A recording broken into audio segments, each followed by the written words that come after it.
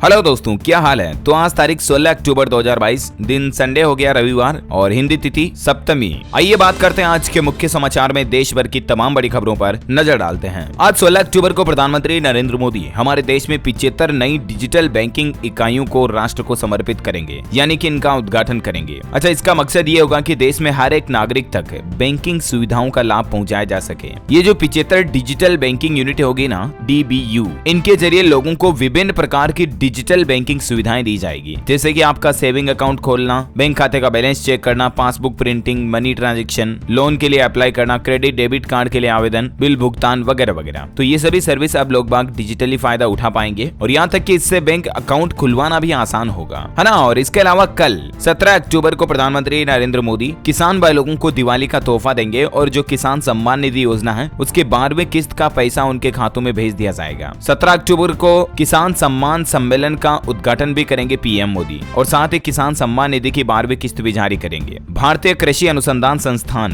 के पूसा मेला ग्राउंड में 2 दिवसीय पीएम किसान सम्मान सम्मेलन भी आयोजित होने जा रहा, तो इसका भी उद्घाटन करेंगे। और कल सुबह 11 बजे किसानों के खातों में 16,000 करोड़ रुपए की राशि जो है किसान सम्मान निधि योजना की जो 2-2 हजार रुपए की किस्त होती है ना, उसके तहत भेजी जाएगी। अच्छा, अगला अपडेट आ रहा, पीएम मोदी ने कानून सचिवों को यह निर्देश दिया और कहा कि युवाओं के लिए मातृभाषा में एकेडमिक सिस्टम बनाना होगा, यानी कि जो पढ़ाई है उसको इंग्लिश के बजाय जो लोगों की मातृभाषा है, हिंदी, तमिल, तेलुगु वगैरह, उसमें बनाया जाए। अच्छा वहीं दोस्तों, केंद्रीय मंत्री नितिन गडकरी ने एक ऐसा ऐलान किया जो गाड़ी चलाने वालों के लिए एक अच्छी खबर है। सड़क परिवहन एवं राजमार्ग मंत्री नितिन गडकरी बोले कि साल 2024 से पहले हमारे देश में 26 ग्रीन एक्सप्रेसवे बनकर तैयार हो जाएंगे, और भारत सड़कों के मामलों में अमेरिका के बराबर होगा। अच्छा, इसके अलावा हमारे भारत में मोबाइल फोन की मैन्युफैक्चरिंग भी कितनी ज्यादा बढ़ी है। देखिए, मोबाइल फोन का निर्यात यानी कि एक्सपोर्ट बढ़ा। पिछले महीने सितंबर का डेटा आ रहा है कि पहली बार 8,000 करोड़ के पार पहुंचा मोबाइल फोन का निर्यात, और 200% ग्रोथ देखने को मिली है। ये भारत की इकोनॉमी के लिए बड़ी अच्छी बात है। अच्छा, महंगाई पर देखिए, केंद्रीय पेट्रोलियम मंत्री हरदीप सिंह पुरी जी का कहना है कि हालांकि अभी पेट्रोल डीजल के दाम घटेंगे नहीं, लेकिन हर घर तक पाइपलाइन के जरिए गैस पहुंचाएंगे और इथेनॉल का इस्तेमाल बढ़ाएंगे, ताकि लोगों को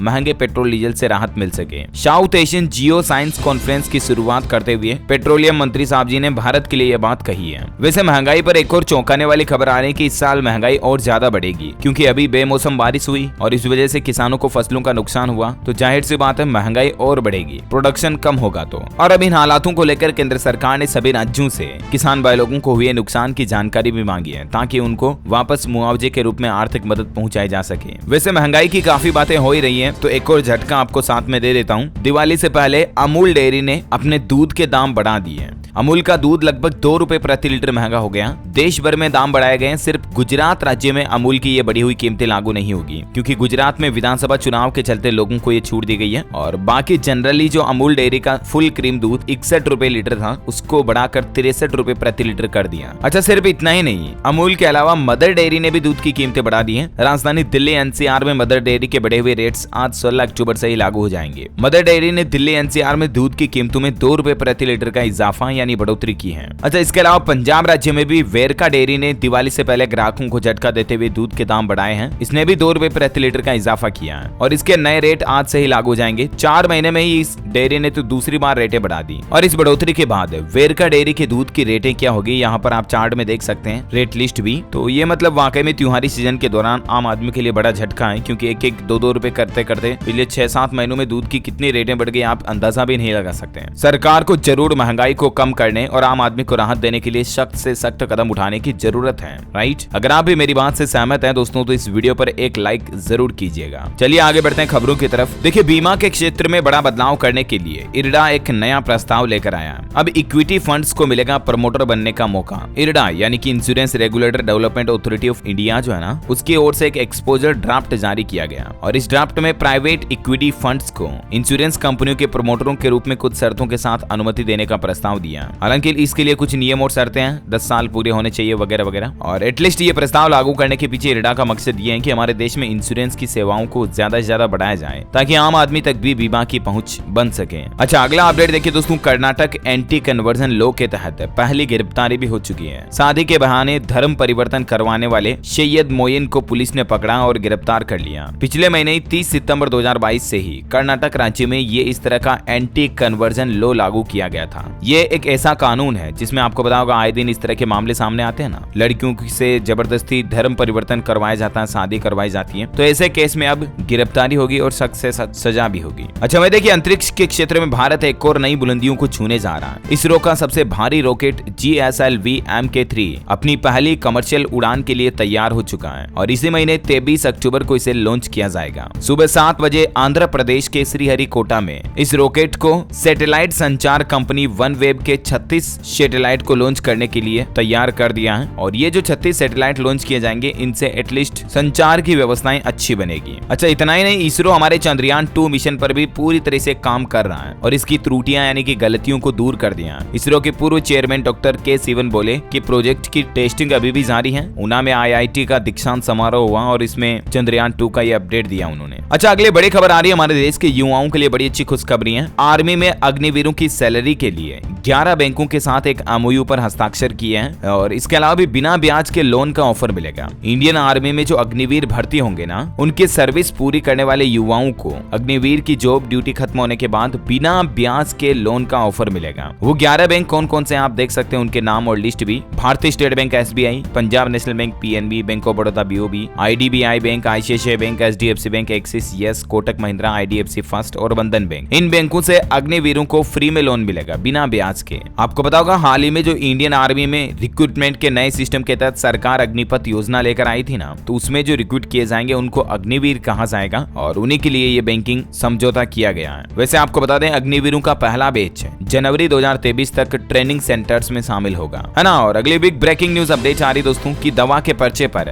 RX की जगह श्रीहरि लिखा जाए। मध्य प्रदेश के मुख्यमंत्री शिवराज सिंह चौहान की तरफ से डॉक्टरों को यह सलाह दी गई है। अब आप ये सोच रहे होंगे कि आखिर ये ऐसा कैसा ऑर्डर है, तो दरअसल हिंदी भाषा को बढ़ावा देने के लिए मध्य प्रदेश के CM मुख्यमंत्री जो हैं उन्होंने आदेश दिया कि दवा के पर्चे पर ऊपर श्रीहरि लिखो, नीचे हिंदी में क्रोसिन लिखो। एटलीस्ट उनका कहने का मतलब ये है, डॉक्टरों से उनकी ये सलाह है कि दवाइयों के नाम हिंदी में लिखो, क्योंकि डॉक्टर जो पर्चे पर दवाइयां अंग्रेजी में लिखते हैं ना, ऐसी घसड़ बसड़ लिखते कि ये एक कड़वी सच्चाई है। वाकई में आम आदमी को तो वो कभी समझ में आती नहीं है। अच्छा इसके अलावा मेडिकल वालों को भी कभी कभी बहुत मुश्किल से समझ में आती है। कई बार तो गलत दवाइयां भी कस्टमर तक पहुंचा दी जाती हैं और हर साल डॉक्टरों की इस घसड़ बसड़ लैंग्वेज भाषा के चलते हैं कई लोगों की बेवजह जान चली जाती है गलत दवाइयां लेने के कारण। तो मतलब ऐसा कोई अंग्रेजी में लिखने का नियम तो है नहीं, और ठेका क्यों लेते हैं पता नहीं है। हिंदी में लिखा करो आराम से दवाइयां, ये दवाई ये दवाई। खैर बहुत ज्यादा ही मैंने आपको स्पीच दे दिया इस पर। बात कुछ यूं है दोस्तों कि मध्य प्रदेश राज्य में एक नई पहल शुरू की गई है और देश में पहली बार MBBS यानी कि डॉक्टर की पढ़ाई भी अब हिंदी में हो सकेगी। MP में 3 किताबें बनकर इसको लेकर तैयार हो चुकी है और आज गृह मंत्री अमित शाह 16 अक्टूबर को लाल परेड ग्राउंड में इन किताबों को लॉन्च करेंगे। MBBS के फर्स्ट ईयर की किताबों का ट्रांसलेटेड वर्जन तैयार हो चुका है। मतलब देखिए आप दुनिया के कितने डेवलप्ड देश जो है ना, यूक्रेन, रूस, जापान, चीन, फिलीपींस जैसे देश भी डॉक्टर की पढ़ाई वहाँ के अपने खुद की मातृभाषा में करवाते हैं। लेकिन हम भारतीय क्या करते हैं, अंग्रेजी का स्टैंडर्ड बना दिया। अरे डॉक्टर बनना तो अंग्रेजी आना जरूरी होगी, वरना पढ़ाई कैसे करेंगे। तो पहली बार देश के एजुकेशन सिस्टम में ये जो बदलाव किया जा रहा है वाकई में मेरा फेवरेट बदलाव है, क्योंकि कई स्टूडेंट्स बच्चों की दिल्ली ख्वाहिश होती है MBBS करने की, डॉक्टर बनने की, लेकिन अंग्रेजी उनकी बहुत बड़ी कमजोरी बन जाती है जिस वजह से वो मेडिकल की पढ़ाई नहीं कर पाते हैं। लेकिन अच्छी खबर यह है कि अब 16 अक्टूबर से हमारे देश में हिंदी में मेडिकल की पढ़ाई शुरू होने जा रही है और मध्य प्रदेश ऐसा पहला राज्य बनने जा रहा है जहां ये व्यवस्था लागू हो रही है। Amazing right. वैसे इस पहल के बाद उत्तर प्रदेश के मुख्यमंत्री योगी आदित्यनाथ ने भी बड़ी घोषणा करते हुए कहा कि अगले सत्र से ही यानी साल 2023 से ही MBBS और इंजीनियरिंग भी हिंदी में होने लग जाएगी। यूपी के CM भी बोले कि हमारे भी यहाँ पुस्तकों का अनुवाद हो रहा है और अब तो मतलब एक राज्य ने शुरुआत की तो दूसरे राज्य भी इस पहल को आगे बढ़ाएंगे, जाहिर सी बात है। तो ये एक देश में बड़ा बदलाव देखने को मिल रहा है, अच्छी बात है। यूनिवर्सिटी, मेडिकल कॉलेज वगैरह ये भी हिंदी में पढ़ाएंगे। अरे यार क्या शर्म की बात है, क्या दिक्कत है, वही चीजें जो हम इंग्लिश में पढ़ रहे हैं हिंदी में पढ़ो और बेटर तरीके से समझ में आएगी वो। अच्छा आपसे एक बात पूछूं, बुरा मत मानना, क्या आप कभी डॉक्टर के पास गए और ऐसा बोला आपने, hello doctor, my stomach paining from last 3 days and whenever I go to sleep stomach pain increase, please give me best to best treatment and medicine for this problem. हाँ आप ये सोच रहे हो कि इसका मतलब क्या है। इसका मतलब सिंपल ये है, डॉक्टर साहब 2-3 दिन से पेट गणो दुख रहे हो कि बढ़िया गोली दवाई देवो, मीन्स कुछ अच्छी गोली दवाई देवो। जब भी कोई आदमी मरीज डॉक्टर के पास जाता है तो जाहिर सी बात है वो अपनी मातृभाषा में तो डॉक्टर से बातचीत करता है, तभी तो वो अपनी समस्या अच्छे से बता पाता है। तो ये इंग्लिश को बीच में क्यों घुसेड़ते हैं। अच्छा वो सब तो ठीक है, लेकिन मैं ये इंग्लिश पर इतना भाषण क्यों घुसेड़ रहा हूँ इस वीडियो के बीच में, आप ये सोच रहे होंगे दोस्तों, लेकिन वाकई में ये एक सीरियस इश्यू है और अच्छी बात यह है कि इस पर अब काम शुरू हुआ है। चलिए आगे बढ़ते हैं अगली बड़ी खबरों की तरफ। देखिए भारतीय स्टेट बैंक एसबीआई के खाताधारकों के लिए अच्छी खबर आ रही है। एफडी पर अब आपको ज्यादा रिटर्न मिलेगा। बैंक ने फिक्स डिपॉजिट की ब्याज दरों में बढ़ोतरी की है और अब अधिकतम आपको 5.85% तक इंटरेस्ट मिलेगा 5 साल तक की एफडी पर। एसबीआई ने 20 बेसिस पॉइंट्स की बढ़ोतरी की है ना। और इसके अलावा देखिए उत्तर प्रदेश अयोध्या रामनगरी में दीपोत्सव की तैयारियों का आगाज शुरू हो चुका है। 16 लाख दीपक इस बार जलाए जाएंगे। 16 रथ यात्रा भी आकर्षण का केंद्र रहेगी। अच्छा, सरकार एक और ऐसा नया नियम लागू करने जा रही है कि बच्चे के जन्म के बाद जन्म प्रमाण पत्र के साथ ही नवजात शिशुओं के लिए आधार कार्ड का नामांकन भी कर दिया जाएगा। हालांकि हमारे देश में 16 राज्यों में अभी भी ऐसी व्यवस्था है, लेकिन कुछ ही महीनों में इसको 16 राज्यों से बढ़ाकर पूरे देश में विस्तारित किया जाएगा, यानी कि शुरू किया जाएगा। और कहने का मतलब अब बच्चों के जन्म प्रमाण पत्र के साथ ही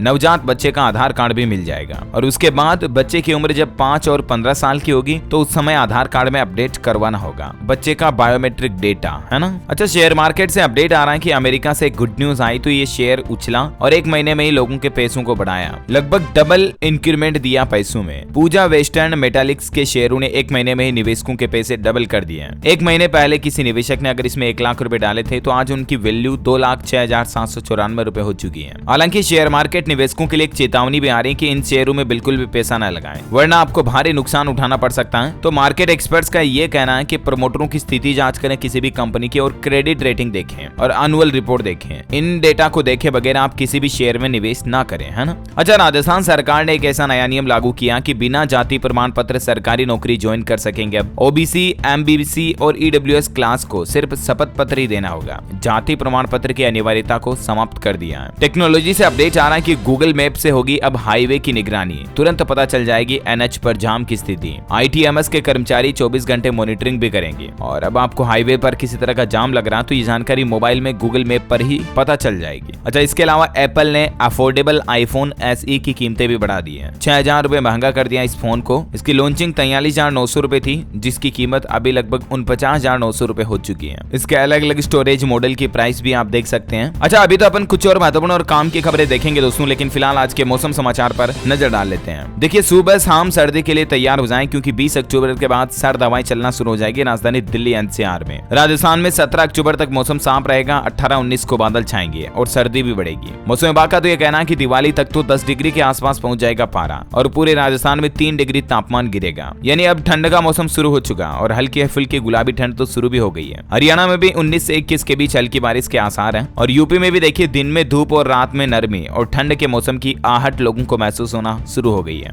और इसी बीच संपूर्ण भारत का आज 16 अक्टूबर 2022 का मौसम पूर्वानुमान आखिर क्या कहता है, तो आपको बता दूं अगले 24 घंटों के दौरान तेलंगाना, कर्नाटक, तमिलनाडु, रायलसीमा, दक्षिण मध्य महाराष्ट्र, दक्षिण कोंकण, गोवा, अंडमान निकोबार में हल्की मध्यम बारिश की संभावना है। बाकी राज्यों में मौसम साफ रहेगा, है ना। और कोरोना बुलेटिन की बात करें तो पिछले 24 घंटों के दौरान 2430 कोरोना के नए मामले आए, जबकि सक्रिय मामलों की संख्या भी 26,000 के ऊपर निकल गई वापस। 26,618 भारत में अभी एक्टिव केस चल रहे हैं, है ना। चलिए, कोरोना के बाद कुछ और अपडेट्स आपको बता देता हूँ फटाफट से। अयोध्या में राम मंदिर का निर्माण बड़ी गति से तेजी से चल रहा है और मंदिर निर्माण के बाद पूर्ण आकार कैसा दिखेगा, इसको लेकर राम मंदिर ट्रस्ट की तरफ से कुछ नई ताजा तस्वीरें जारी की गई। मैं आपको दिखाना चाहूंगा, ये देखिए तस्वीरें। आप कुछ यूं लुक आएगा पूरा भव्य मंदिर का जब ये मंदिर पूरा कंप्लीट बन जाएगा। आपको बता दें, वैसे तो अगले साल दिसंबर 2023 तक मंदिर निर्माण का काम पूरा हो जाएगा और बाकी 2024 तक रामलला की मूर्तियों को भी बिठा दिया जाएगा और आम लोगों के लिए भी आना जाना यहाँ पर शुरू हो जाएगा, है ना। और अगला अपडेट देखिए, टेक्नोलॉजी से खबर आ रही है कि फेसबुक और यूट्यूब पर गलत सूचनाएं फैलाई जा रही हैं और अब इसे AI